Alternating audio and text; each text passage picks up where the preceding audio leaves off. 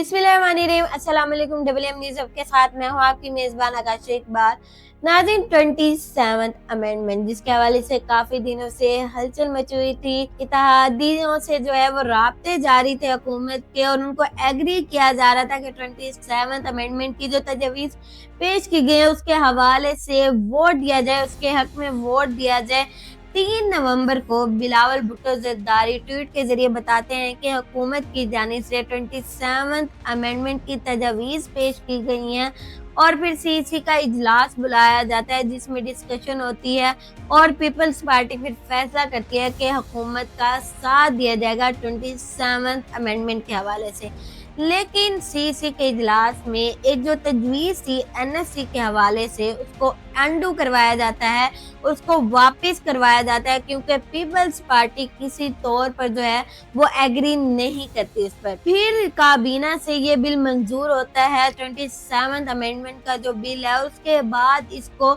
मुश्तरका पार्लिमानी committee कानून और इंसाफ में भेजा जाता है जिस पर डिस्कशन होती है। लेकिन वहाँ पर अपोजिशन जो है वो इससे जो है बायकॉट करती है, डिस्कशन में शामिल नहीं होती और फिर ये कमेटी एक रिपोर्ट तैयार कर लेती है और अगले ही दिन सेनेट का इजलास बुलाया जाता है। कल सेनेट का इजलास होता है जिसमें तमाम तर जो चीजें हैं, जो 27th अमेंडमेंट की तजवीज़ हैं शिकवार, उनको पेश कर दिया जाता है और अपोजिशन काफी शोर शराबा करती है कि 27th अमेंडमेंट नहीं लाई जाएगी, नहीं लाने देंगे हम 27th अमेंडमेंट। लेकिन वहां पर सेनेट में जो है वो बिल पेश कर दिया जाता है और बिल आखिर हुकूमत जो है वो सेनेट में 27th अमेंडमेंट का बिल मंजूर करवाने में कामयाब हो जाती है। हुकूमत को 64 वोट दरकार होते हैं और हुकूमत ये नंबर कामयाबी से जो है वो हासिल कर लेती है और हैरान कुन तौर पर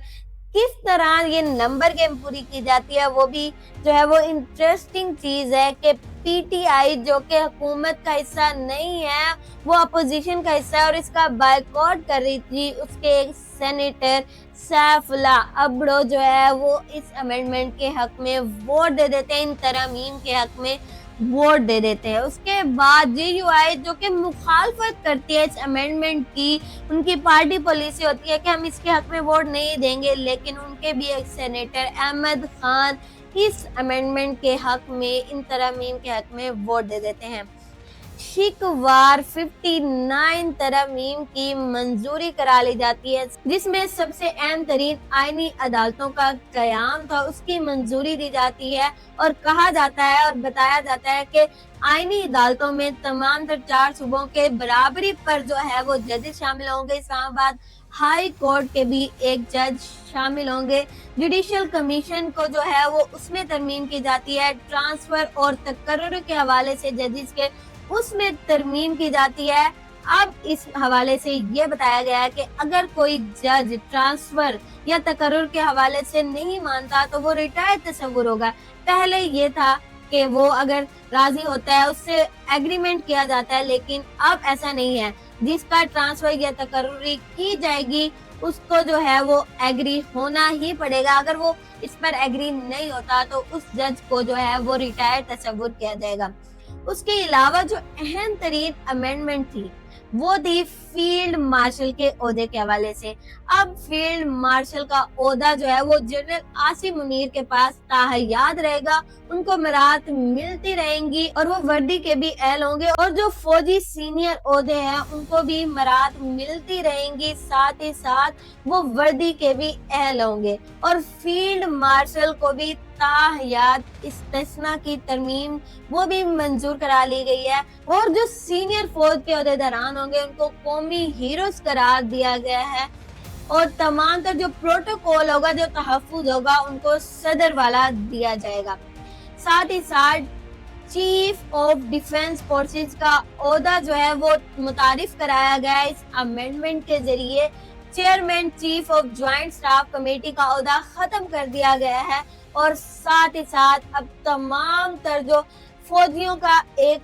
राब्ता होगा वो होगा CDF के जरिए, जो कि आर्मी चीफ के पास रहेगा।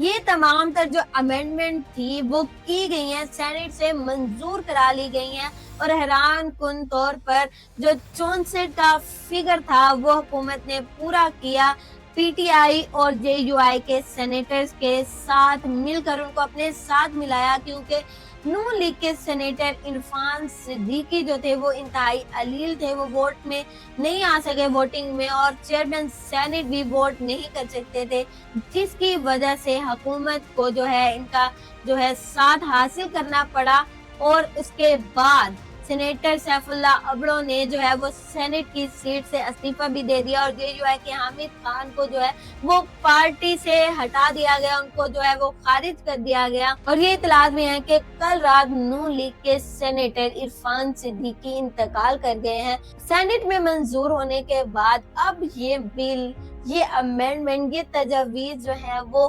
قومی اسمبلی میں پیش کی گئی ہیں۔ آج اس حوالے سے جو ہے قومی اسمبلی کا اجلاس بھی بلایا گیا ہے، تو حکومت جو ہے وہ لگ دے رہا ہے کہ 27 امینڈمنٹ لانے میں کئی حد تک کامیاب ہو چکی ہے۔ اب قومی اسمبلی میں جو ہے ان کو 224 ووٹ درکار ہیں، اور یہ نمبر گیم ان کو پورا کرنا ہوگا، اور تب یہ 27 امینڈمنٹ جو ہے وہ قانون بن جائے گی، آئین میں شامل ہو جائے گی۔ فیصل واڈا نے تو جو ہے وہ کل سینٹ میں جو ہے وہ باہر کھڑے ہوئے کہہ دیا کہ 27 امینڈمنٹ پاس ہو چکی ہے، آپ یہ بتائیں مٹھائی کب کھائیں گے، کھانا کب کھائیں گے۔ باقاعدہ طور پر انہوں نے مٹھائی کا ٹوکرا وہاں پر جو ہے وہ بانٹا گیا ان کی جانب سے، اور کہا گیا کہ اب 28 امینڈمنٹ کی باتیں ہونی چاہیے، نہ کہ 27 امینڈمنٹ تو پاس ہو چکی ہے، اور قومی اسمبلی کا آج اجلاس جاری ہے۔ مجھے دیجیے اجازت، ملیں گے ویڈیو میں نئے بلاگ کے ساتھ۔